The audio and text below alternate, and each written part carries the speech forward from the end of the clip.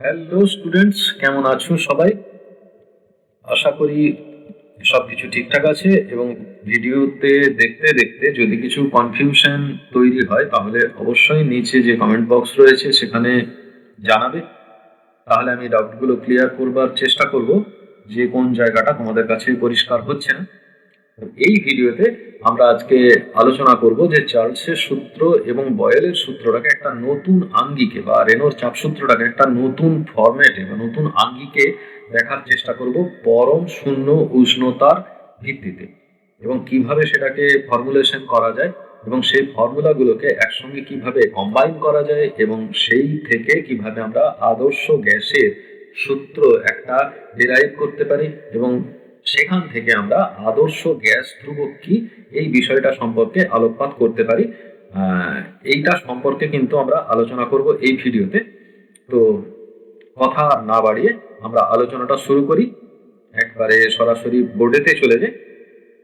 তো প্রথমেই আমরা যেটা বলি যে চার্লসের সূত্রের ক্ষেত্রে আমরা যেটা দেখেছিলাম যে চার্লস বা রেনোর সূত্রের ক্ষেত্রে ভর কিন্তু স্থির ছিল প্রত্যেক ক্ষেত্রেই। চার্লস, বয়েলস এবং রেনোর সূত্র সব ক্ষেত্রেই কিন্তু ভর ছিল স্থির, এবং ভর যদি স্থির থেকে থাকে,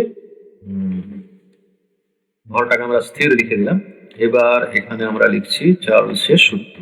তো চার্লসের সূত্রে আরেকটা কিছু ছিল, সেটা হচ্ছে চাপ স্থির ছিল, চাপ মানে পি, এটা স্থির ছিল এবং 0 ডিগ্রি সেন্টিগ্রেডে আয়তন ছিল V0 এবং উষ্ণতা বৃদ্ধি ঘটানো হয়েছিল। উষ্ণতা বৃদ্ধি করা হয়েছিল কত? 0 ডিগ্রি সেন্টিগ্রেড থেকে উষ্ণতা বৃদ্ধি করা হয়েছিল টি ডিগ্রি সেন্টিগ্রেড করা হয়েছিল। উষ্ণতা বৃদ্ধি টি ডিগ্রি হওয়ার পর ওই আয়তনটা বেড়ে হয়েছিল ভিটি। তার মানে V0 থেকে বেড়ে হয়েছিল ভিটি এবং টেম্পারেচারটা 0 ডিগ্রি সেন্টিগ্রেড থেকে বেড়ে হয়েছিল টি ডিগ্রি সেন্টিগ্রেড। এটা বেসিক ছিল। এবং রেনোর চাপ সূত্রের ক্ষেত্রে রেনোর সূত্র বা চাপের সূত্র, যেটা এই চাপের সূত্রের থেকে আমরা জানি অবশ্যই ভর স্থির ছিল, আর কি ছিল? আয়তন স্থির ছিল, ভি স্থির ছিল এবং 0 ডিগ্রি সেন্টিগ্রেড উষ্ণতায় আয়তন ছিল P0 এবং টি ডিগ্রি সেন্টিগ্রেড উষ্ণতা বৃদ্ধিতে চাপ হয়েছিল পিটি। একটা আয়তন বেড়েছে, মানে P0 থেকে চাপ বেড়ে হয়েছে পিটি এবং উষ্ণতাটা যখন 0 ডিগ্রি সেন্টিগ্রেড থেকে বেড়ে টি ডিগ্রি সেন্টিগ্রেড হয়েছিল। এই পর্যন্ত মোটামুটি আমরা দেখেছি। তো এবার ফর্মুলাটাতে আমরা কি দেখেছিলাম? ভিটি equal to V0 into 1 + T/273 এরকম একটা ফরম্যাটে আসছিল। এখন এটাকে যদি আমরা এইভাবে লিখি 273 ইন্টু 273 প্লাস টি, এইভাবে যদি লিখি তাহলে খুব একটা ভুল কিছু লেখা হয় না। এখন এখন মেন যে ক্রাইটেরিয়া সেটা হচ্ছে 273 প্লাস টি। এটাকে যদি আমরা টি বলি তাহলে দেখো যে কেলভিন, টি কে টি ডিগ্রি সেন্টিগ্রেডকে 273 দিয়ে যোগ করে দেওয়ার পর এটা কেলভিনে প্রকাশ হয়েছিল। তো এখন যদি আমরা এটাকে কেলভিনে প্রকাশ করতে চাই তাহলে এটাও কেলভিন হয়ে যাবে। কেলভিনে প্রকাশ করতে গেলে তাহলে ভিটি যে আয়তনটা হয়েছিল সেটার মান দাঁড়াচ্ছে, এখানে এটার বদলে শুধু টি বসাবো, টি কে আর বসাচ্ছি না, বাই 273 এরকম একটা ভ্যালু আসছে। ঠিক আছে। এবার এখানে তাহলে এই যে টেম্পারেচারটা বৃদ্ধি হয়েছিল, এই টি এর ব্যাপারটা V0 ইন্টু T/273, এই যে জায়গাটা, এই জায়গাটাতে V0/273, এই V0/273টা কি? V0/273 এটা একটা ফ্র্যাকশন দাঁড়িয়ে যাচ্ছে, এখানে টি আসছে। ওকে, এই পর্যন্ত মোটামুটি পরিষ্কার হয়েছে যে টেম্পারেচারটাকে ডিগ্রি সেন্টিগ্রেডের বদলে আমরা কেলভিনেতে কনভার্ট করে দিলাম। তো কেলভিনেতে যদি কনভার্ট করে দিই সেক্ষেত্রে আমরা এই স্মল টিটাকে ক্যাপিটাল টি করে দিতে পারি। কেন না, এখানে 273-এর সঙ্গে যদি আমরা টি এর বদলে 0 ডিগ্রি সেন্টিগ্রেড, এটা তো ডিগ্রি সেন্টিগ্রেড, এখন 0 ডিগ্রি সেন্টিগ্রেড যদি যোগ করে দিই তাহলে কেলভিনে কত হবে? এটা 273 কে হয়ে যাচ্ছে। তো তার মানে 0 ডিগ্রি সেন্টিগ্রেড অর্থাৎ V0 যেটা বলা হয়েছিল সেই এই 273টার বদলে আমরা বসাতে পারি কত? এই ভ্যালুটাকে আমরা ধরছি T0, এটাই ধরি, এটাকে T0 ধরে নিলাম। তাহলে VT equal to V0 into T by, এখানে আসলো কত? T0। 273-এর বদলে বসিয়ে দিলাম T0। তাহলে VT by V0 equal to T by T0, এরকম একটা রিলেশনে আমরা এসে যেতে পারছি। সাইমালটেনিয়াসলি যদি রেনোর ক্ষেত্রে আমরা লিখতে শুরু করি তাহলে PT equal to T0 into 1 plus T by 273। এখন পিটি ইকুয়াল টু, প্রত্যেকটাতে বাদ দেবে একটা করে, P0 into 273 plus T by 273। আমরা কিন্তু 273 এর বদলে বসাচ্ছি T0 এবং টি প্লাস 273 এর বদলে বসাচ্ছি টি ইন কেলভিন। অফকোর্স কেলভিনটা দিচ্ছি না, এটা দুটোই কেলভিনের ভ্যালু। তাহলে আমরা একবারে ডাইরেক্টলি লিখছি PT by P0 into 273 plus T, মানে এখানে ক্যাপিটাল টি, এটা T0। তাহলে এইখানে চার্লসের সূত্র থেকে আমরা পেলাম VT by V0 equal to T by T0, এবং রেনোর চাপ সূত্র থেকে আমরা পাচ্ছি PT by P0 equal to T by T0। তার মানে এরা পরস্পর সমানুপাতে রয়েছে, মানে ভি ভার্সাস ক্যাপিটাল টি হলো এবং পি ভার্সাস ক্যাপিটাল টি হয়ে গেল। তাহলে নতুন আঙ্গিকে, আমরা বলেছিলাম নতুন আঙ্গিকে চার্লসের সূত্র শিখব। নতুন আঙ্গিকে চার্লসের সূত্র কি দাঁড়ালো? না, নতুন আঙ্গিকে চার্লসের সূত্র দাঁড়ালো ভি ভার্সাস টি, মানে কোনো গ্যাসের উষ্ণতা তার আয়তনের সঙ্গে পরিবর্তিত হয় সমানুপাতিকভাবে যখন এম এবং পি স্থির থাকে। কোনো একটা নির্দিষ্ট গ্যাস সিস্টেমে ভর এবং চাপ যদি স্থির থাকে তাহলে উষ্ণতা বৃদ্ধির সঙ্গে সঙ্গে, অবশ্যই কেলভিন স্কেলে, উষ্ণতা বৃদ্ধির সঙ্গে সঙ্গে তার আয়তনটা বৃদ্ধি পায়। একই রকম ভাবে উষ্ণতা বৃদ্ধির সঙ্গে সঙ্গে তার চাপও বৃদ্ধি পাবে যদি তার ভর স্থির থাকে এবং আয়তনটা স্থির থাকে। তাহলে এটা দুটো সংস্থার কথা বোঝানো হচ্ছে। একটা সিস্টেমের যদি চাপ স্থির থাকে তাহলে তার আয়তন স্থির থাকতে পারে না, আয়তন স্থির রাখলে চাপ স্থির থাকতে পারে। তাহলে এই জিনিসগুলো আমরা মোটের উপরে পেলাম। তো এখন যদি লেখচিত্রের মাধ্যমে এটাকে আমরা প্রকাশ করি, লেখচিত্রের মাধ্যমে প্রকাশ করলে এই দিক বরাবর যদি আমরা টি, ক্যাপিটাল টি বসাই, এই দিক বরাবর আইদার ভি যদি প্লট করি তাহলে এরকম একটা স্ট্রেট লাইন আমরা পাবো, এবং চার্লসের সূত্রে, এবং এখানে যদি চাপ সূত্রের ক্ষেত্রে এদিকে যদি পি বসাই তাহলে এরকম একটা স্ট্রেট লাইন আমরা পাবো। একটু গন্ডগোল হয়ে গেল, ছবিটা মাঝের দিকে যাবে, কোনোভাবে এটা বেঁকে যাচ্ছে, এরকম একটা হবে। এটা কিন্তু স্ট্রেট লাইন হবে, বারবার বেঁকেই যাচ্ছে এটা। যাই হোক, এটা স্ট্রেট লাইন পর্যায়ে দেখানো হবে। এটাও স্ট্রেট লাইন, এটাও স্ট্রেট লাইন, দুটোই কিন্তু স্ট্রেট লাইন লেখচিত্র আসবে, কারণ এরা সমানুপাতিক ভাবেই যায়। কিন্তু যদি 1/t হতো তাহলে কিন্তু হাইপারবোলিক হয়ে যেত। এখন সমানুপাতে আছে যেহেতু, সুতরাং এক্ষেত্রে আমরা বলতে পারি যে দুটোই স্ট্রেট লাইন গ্রাফ হবে। তো এই মোটামুটি নতুন আঙ্গিকে আমরা চার্লসের এবং বয়েলের সূত্রটাকে আমরা দেখতে পেলাম। তাহলে মোটের উপর বলতে পারি যে বয়েলের সূত্রের থেকে আমরা কি পাচ্ছি? বয়েলের সূত্র থেকে আমরা যেটা পাচ্ছি সেটা হলো কি, যে এম স্থির থাকলে আর কি থাকলে টি স্থির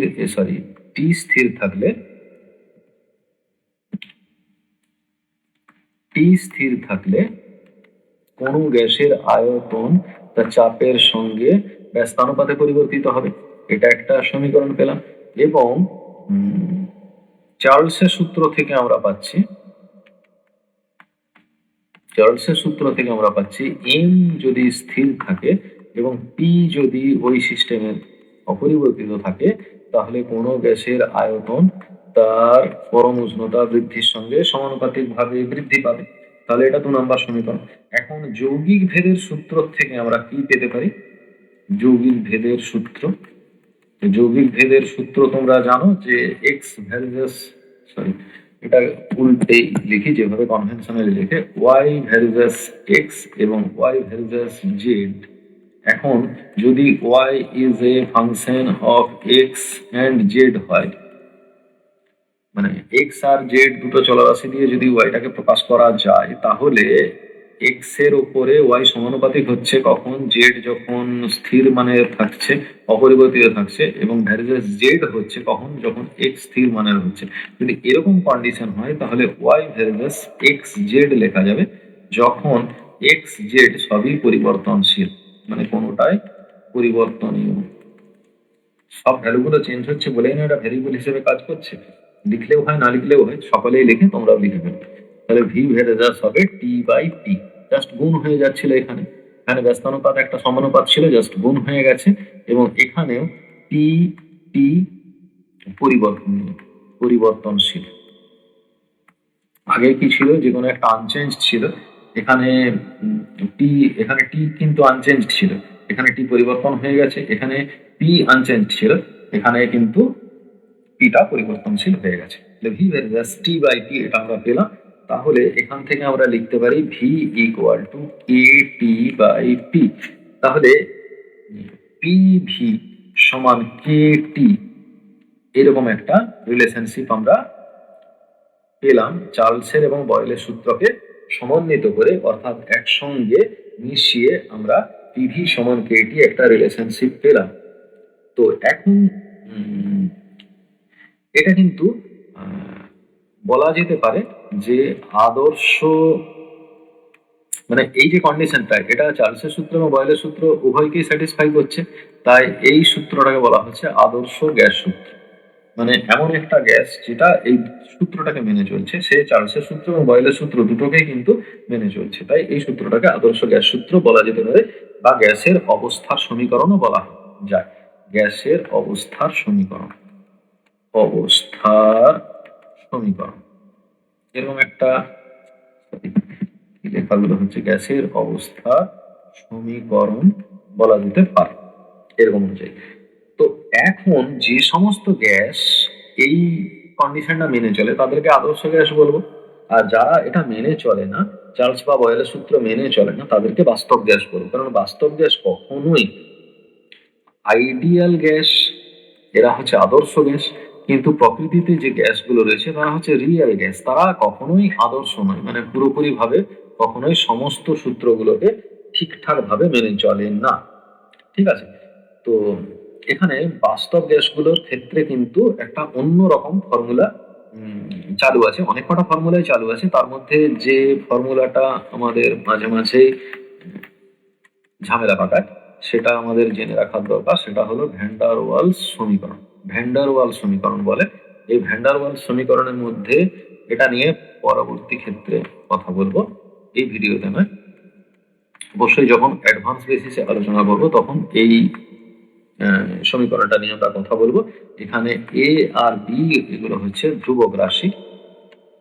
তো এক্ষেত্রে কিন্তু P plus A by V square এবং ভি মাইনাস বি, এইটা দুটো কিন্তু রাশিমালা গুণ হয়ে যাচ্ছে। এটা কিন্তু চাপের সঙ্গে সম্পর্কযুক্ত, এটা আয়তনের সঙ্গে সম্পর্কযুক্ত। ঠিক আছে, এটাও কিন্তু আর টি। এখন আরটা কি, এটা অবশ্যই আদর্শ গ্যাস ধ্রুবক বা সার্বজনীন গ্যাস ধ্রুবক। তো এখানে আমরা এই পিভি সমান কেটি এই সমীকরণ থেকে সার্বজনীন গ্যাস ধ্রুবকটাকে আগে বুঝে নেবার চেষ্টা করি, তারপর বাকি জায়গাগুলোর দিকে নজর দেওয়া যাবে। তো এখানে ধরে নেওয়া যেতে পারে যে অ্যাভোগাড্রোর একটা সূত্র আছে, অ্যাভোগাড্রোর সূত্র, হাইপোথিসিস বলা যায়, অনুসিদ্ধান্ত, উপপাদ্য, এরকম কিছু বলা যেতে পারে। তো সেখানে অ্যাভোগাড্রো যেটা বলেছিলেন সেটা হলো যে টি এবং টি যদি স্থির থাকে তাহলে অণুর সংখ্যা অপরিবর্তিত থাকে। নির্দিষ্ট ভরের গ্যাসের আয়তন, গ্যাসের ভেতরে নির্দিষ্ট সংখ্যক অণু থাকে। তার মানে অণুর সংখ্যা যদি বাড়ে তাহলে আয়তন কিন্তু বেড়ে যেতে বাধ্য। এরকম একটা অ্যাভোগাড্রো বলেছিল যে ভি ভ্যালজাস এন, এন হচ্ছে অণুর সংখ্যা। ঠিক আছে, এখানে গ্রাম অণু, গ্রাম অণু বা গ্রাম অণুটাকে ইংরেজিতে মোল হিসাবে প্রকাশ করা যেতে পারে।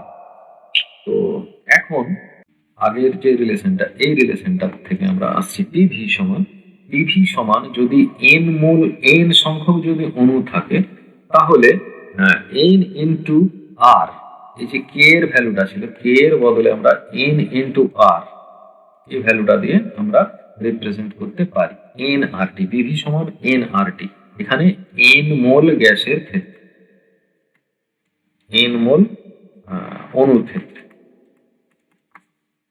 এন মোলের ক্ষেত্রে গ্যাসের পরিমাণ এন মোল, অণু না বলে এন মোল গ্যাস বলা ভালো, গ্যাসের পরিমাণটা এন মোল যদি হয় তাহলে এন মোল গ্যাস হলে কিন্তু এখানে কে এর বদলে এন আর বসাচ্ছে এবং পিভি সমান এন আর টি আসছে। তো এখানে এক মোল এন সমান যদি 1 হয়, এক মোল যদি গ্যাস হয়, এক মোল গ্যাস যদি হয় তাহলে রিলেশনটা দাঁড়াচ্ছে পিভি সমান আর টি। এবার এই এক মোল গ্যাসের ক্ষেত্রে এই আর এর ভ্যালুটা হচ্ছে পিভি বাই টি এবং এটাকেই বলা হচ্ছে কিন্তু আদর্শ গ্যাস ধ্রুবক। এই আর এর ভ্যালু এক মোল গ্যাসের ক্ষেত্রে ধ্রুবকের যে মান, সেই মানটাকেই বলা হচ্ছে আদর্শ গ্যাস ধ্রুবক। তো এই আদর্শ গ্যাস ধ্রুবকের অনেক কয়টা কোশ্চেন কিন্তু আমাদেরকে ফেস করতে হয়। যে প্রথমেই যেটা ফেস করতে হয় সেটা হলো যে আর এর মাত্রা, বাঁকিয়ে তো আর লিখতে পারবো না, বোল্ড আকারেরও লিখতে পারবো না, কাজেই থার্ড ব্র্যাকেট দিয়ে ঘিরে দিচ্ছি আমরা। এটা কি না টিভি বাই, এটা হচ্ছে টি, এইভাবে মাত্রাগুলোকে আমরা সাজাই। তো টি এর মাত্রা আমরা জানি চাপ একক ক্ষেত্রফলে বল, বল হচ্ছে M L to the power -2, M L to the power -2 by L square মানে এল টু দি পাওয়ার -1 -2, এরকম একটা হচ্ছে টি এর, আলাদা জায়গায় করে দেবো। টি সমান হচ্ছে এফ বাই এ, এফ মানে হচ্ছে M L to the power -2 আর এ মানে এল স্কোয়ার মানে M L to the power -1 to the power -2। Just direct এখানে বসিয়ে দিয়েছি। ভি মানে হচ্ছে এল কিউব এবং টি মানে তো অবশ্যই টি রাখো আপাতত, বা থিটা হিসেবে আমরা ধরতে পারি, থিটা এই হিসাবে ধরতে পারি, টি ছিল। ঠিক আছে, এখানে যদি এল গুণ হয়ে যায় তাহলে কি দাঁড়াচ্ছে M L square T to the power -2 এবং থিটা টু দি পাওয়ার -1। এখন যদি এন বসাই তাহলে সেক্ষেত্রে কি বসানো হয়, সেটাকে মোল বসানো হয় এবং মোল যদি হয় তাহলে এক্ষেত্রে আবার একটা মোল টু দি পাওয়ার -1 কিন্তু এখানে এসে যায়।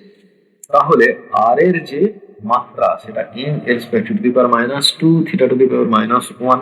এখন মোলের মাত্রা অবশ্যই এটা n ইকুয়াল টু 1 ছিল, সেই কারণের জন্য এখানে যদি n ধরি, n নয় এখানে তো 1 আছে, সেই কারণের জন্য মোল দেওয়া হবে, মোল টু দি পাওয়ার -1 এই পর্যন্ত আসছে। তো এখন যদি এককের ব্যাপারটা যদি ধরা হয় তাহলে এসআই পদ্ধতিতে যদি একক আমরা হিসেব করতে যাই তাহলে আর এর এসআই এককটা কি দাঁড়াবে, তাহলে চাপের ব্যাপারটা কি হচ্ছে, চাপের ব্যাপারটা বল newton per metre square, newton per metre square, ওখান থেকে newton per metre square M L square আসছে এল কিউব, তাহলে মিটার স্কোয়ার মিটার কিউব, এখানে একটা এল গুণ হচ্ছে, তার মানে বলের সঙ্গে একটা এল গুণ হচ্ছে, মানে এখানে কৃতকার্য একটা বোঝিয়ে যাচ্ছে ডব্লিউ। এটা এটা হচ্ছে বল, বলের সঙ্গে এল স্কোয়ার, এখন ডব্লিউ সমান হচ্ছে পি ইন্টু এল। তো M L to the power -2 by L square, P এর ভ্যালুটা ইন্টু এল যদি হয়ে যায় তাহলে সরি ভলিউম এল কিউব যদি হয়ে যায়, এল স্কোয়ার এল কিউব কেটে যে এখানে থাকছে এল, তার মানে বলের সঙ্গে কি গুণ হচ্ছে, বলের সঙ্গে গুণ হয়ে যাচ্ছে একটা দৈর্ঘ্য, বলের সঙ্গে দৈর্ঘ্য গুণ হয়ে যাচ্ছে, বলের সঙ্গে দৈর্ঘ্য গুণ হয়ে যাচ্ছে, তার মানে একটা কৃতকার্য বেরিয়ে যাচ্ছে। তো কৃতকার্য মানে এখানে আসছে জুল এসে গেল, উপরে পেয়ে গেলাম আমরা জুল, নিচে ছিল মোল, মোল টু দি পাওয়ার -1, আর নিচে ছিল temperature kelvin, kelvin to the power -1, এটা গেল এসআই পদ্ধতিতে একক। আর সিজিএস পদ্ধতিতে যদি আমরা এটাকে বের করতে যাই তাহলে জুলের বদলে আমরা এটাকে লিখব আর্গ, এবং মোল তো সব জায়গাতেই আছে, মোল টু দি পাওয়ার -1, আর এখানে কি লিখবো degree centigrade two the power -1। এই হলো আর এর একক থাকবে। এখন যে প্রশ্নটা পরীক্ষাতে আসে এবং আর এর মান নির্ণয় করতে বলে যে normal temperature and pressure NTP, NTP বলতে ন্যাচারাল টেম্পারেচার অ্যান্ড প্রেসার বা নর্মাল টেম্পারেচার অ্যান্ড প্রেসার বা স্ট্যান্ডার্ড টেম্পারেচার অ্যান্ড প্রেসার, এগুলোতে 1 গ্রাম মোল গ্যাস, 1 গ্রাম মোল গ্যাসের আর এর মান কত, এটা যদি বের করতে বলে তাহলে আমরা কিভাবে বের করব না, আর এর মান বের করতে গেলে PV/T এরকম একটা ধরতে হয়। তো টি যদি বের করতে যাই তাহলে 0 ডিগ্রি সেন্টিগ্রেড তো আর হয় না, এটা কেলভিনে বের করতে হবে, তার মানে 273 দিতে হচ্ছে। আর পি হলো 76 সেন্টিমিটার পালক স্তম্ভের চাপ, 13.6 পারদের ঘনত্ব, এবং 980 ইন্টু আয়তনটা হচ্ছে 22,400 সিসি। এই হলো মোটের উপর মানগুলো, এবং এটাকে গুণটুন করলে 8.31 into 10⁻⁷ R mole to the power -1, আর এটা হচ্ছে সিজিএস পদ্ধতিতে degree centigrade two the power -1 এই পর্যন্ত আসছে। আর যদি 10⁻⁷ আমরা না লিখি তাহলে 8.31 joule mole to the power -1 kelvin to the power -1, এটা আমাদেরকে লিখতে হবে। আর যদি অ্যাটমসফিয়ার এককে আমরা বের করি আর এর ভ্যালু অ্যাটমসফিয়ার এককে বের করলে এটা 22.4 লিটার হবে, এটা 1 হবে। আর হচ্ছে 1 অ্যাটমসফিয়ার, পি এর মান হচ্ছে 1, পি সমান 1 অ্যাটমস, তো অ্যাটমস নয় অ্যাটমস হবে। তো পি এর মান 1 অ্যাটমস, সরি আবার ভুল বললাম, পি এর মান 1 অ্যাটমস, তো 1 ইন্টু 22.4 এত লিটার হবে, ভি হচ্ছে 22.4 লিটার, এবং এর ভ্যালুটা হচ্ছে 273। এটাকে যদি ভাগ করে দেওয়া যায় তাহলে 0.082 এটা হবে। অবশ্যই এটা litre atmosphere mole to the power -1 kelvin to the power -1, এইভাবে লিটার অ্যাটমসফিয়ার এককে এর মান। এখন এটা তো গেল 1 মোল গ্যাসের ক্ষেত্রে, কিন্তু নর্মালি 1 মোল গ্যাসের ক্ষেত্রে তো ব্যাপারটা থাকে না, এখানে বলে দেওয়া থাকে গ্যাসের ভর কিন্তু আমরা ধরেছিলাম এম, এবং গ্যাসের আণবিক ওজন, গ্যাসের আণবিক ভর এটা আমরা ধরে নিচ্ছি, মানে একটা অণুর ভর ক্যাপিটাল এন, এটা যদি হয় তাহলে এন মানে হচ্ছে কটা অণু ছিল না, এম গ্রাম ভর আর একটা অণুর ভর, এম ভর আর একটা অণুর ভর, এটাকে ভাগ করে দিলে এন এর ভ্যালুটা পেয়ে যাওয়া যায়। তাহলে আমরা কি দেখেছিলাম আদর্শ গ্যাসে পিভি সমান এন আর টি, এবং এন এর বদলে আমরা small M by capital M R T এটা আমরা দেখেছিলাম। তো এই যে M into R by capital M, এই ভ্যালুটাকে একটু ম্যানিপুলেট করা হচ্ছে। কিভাবে হচ্ছে না, স্মল এম ইন্টু এখানে স্মল আর এবং ক্যাপিটাল টি এখানে লেখা হলো। এই যে আর small R equal to capital R by M, capital R হলো আদর্শ গ্যাস ধ্রুবক, আর এম হচ্ছে আণবিক ভর। আর আদর্শ গ্যাস ধ্রুবককে যদি কোনো গ্যাসের আণবিক ভর দিয়ে ভাগ করে দেওয়া হয় তাহলে আপেক্ষিক গ্যাস ধ্রুবকের মান পেয়ে যাওয়া যায়। এটা কিন্তু একটা ইম্পর্টেন্ট ফর্মুলা, এটা মাথায় রাখতে হবে যে অবশ্যই এখানে কিন্তু ইউনিট গুলো মারাত্মক রকমের ফ্যাক্টর হিসেবে কাজ করে। যে ম্যাথমেটিক্যাল এক্সাম্পল গুলো যখন দেখাবো তখন এই সম্পর্কে একটু মানে ভালো করে মাথায় নিয়ে কাজ করতে হবে যে আপেক্ষিক গ্যাস ধ্রুবকের ভ্যালুটা কিন্তু আর বাই এম এর উপরে ডিপেন্ড করে। তাহলে এর যে আর এর যে মাত্রা, সেই মাত্রাটা আমরা কিভাবে লিখবো, অবশ্যই থার্ড ব্র্যাকেট দিয়ে ঘিরে ফেলি, এছাড়া তো আমাদের কাছে লেখার কোনো অপশন নেই। আর এর ভ্যালুটা কি দাঁড়িয়েছিল, M L square T to the power -2 আর থিটা টু দি পাওয়ার -1, এখানে মোল একটা ব্যাপার ছিল। তো এখানে এটা আমরা এম তো এমই হয়, তাহলে এম যদি কেটে যায় তাহলে L square T to the power -2 theta to the power -1 এই অবস্থা পর্যন্ত ছিল। ঠিক আছে, তো এটা হচ্ছে আর এর মাত্রা। তাহলে একক কি দাঁড়াবে এখান থেকে? একক গুলো দাঁড়াবে কিন্তু আর এর ভ্যালু, আর এর যে এককটা ছিল জুল, জুল ছিল, তারপর এইখানে একটা এম উঠে গেল, এমটা আমরা পেয়ে যাব, এটা কিলোগ্রাম টু দি পাওয়ার -1 পেয়ে যাব। আর কেলভিন তো ছিলই, কেলভিন টু দি পাওয়ার -1, আর কিছু ছিল না। এইটা হচ্ছে স্মল আর এর একক, এটা এসআই পদ্ধতিতে একক। আর সিজিএস পদ্ধতিতে যদি এককটা আমরা বের করতে চাই তাহলে আর পাবো, গ্রাম পাবো, আর হচ্ছে degree centigrade two the power -1 এটা আমরা পাবো। এই মোটামুটি বেসিক কনসেপশন। তো মোটামুটি যদি আমরা ধরা যায় যে হাইড্রোজেনের যে আণবিক ওজন, হাইড্রোজেন গ্যাস একটা, এর আণবিক ওজন এম এর ভ্যালু হচ্ছে 2। তো সেক্ষেত্রে এর আর এর ভ্যালু কত হবে? হাইড্রোজেন গ্যাসের আর এর ভ্যালু কত হবে? আর স্মল আর এর 8.31, এটা ছিল এসআই পদ্ধতিতে ভ্যালুটা, আর এর ভ্যালু, ক্যাপিটাল আর এর ভ্যালু। এটা সবার ক্ষেত্রেই সমান থাকে, এটাকে 2 দিয়ে ভাগ করে দিতে হবে, দিলে দাঁড়াবে 4.155, এই পর্যন্ত আসবে আর এর ভ্যালু। এবং সেই অনুযায়ী তোমরা নিজেরা চেষ্টা করতে পারো অক্সিজেনের কত, অক্সিজেনের 32 ধরে হিসেব করতে পারো, 32, কার্বন ডাইঅক্সাইড হিসেব করতে পারো 44 ধরে, ক্লোরিনের হিসেব করতে পারো 71 ধরে, এবং নাইট্রোজেনের হিসেব করতে পারো 28 ধরে। এগুলো ধরে প্রত্যেকটার ক্ষেত্রে আর এর ভ্যালু বের করে নিতে পারো। এটা তোমাদের HW দেওয়া রইল।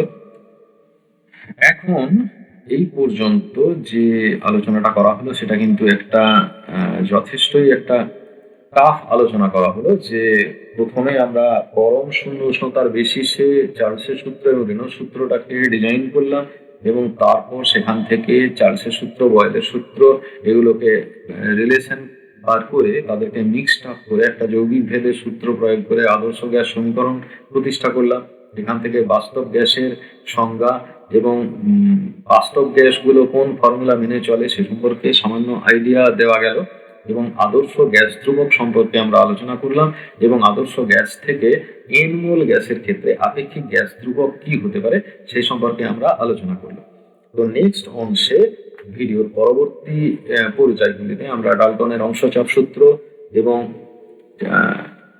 তাপমাত্রা বাড়লে গ্যাসের যে চাপ পরিবর্তিত হয় বা আয়তন পরিবর্তিত হয়, তাহলে প্রসারণের ভিত্তিতে আয়তন গুণাঙ্ক এবং চাপ গুণাঙ্ক কিরকম পর্যায়ের হতে পারে সেই সম্পর্কে আমরা একটা আইডিয়া দেওয়ার চেষ্টা করব পরের ভিডিওতে। সেই পর্যন্ত এই ভিডিওটা দেখতে থাকো এবং ভালো থেকো। ধন্যবাদ।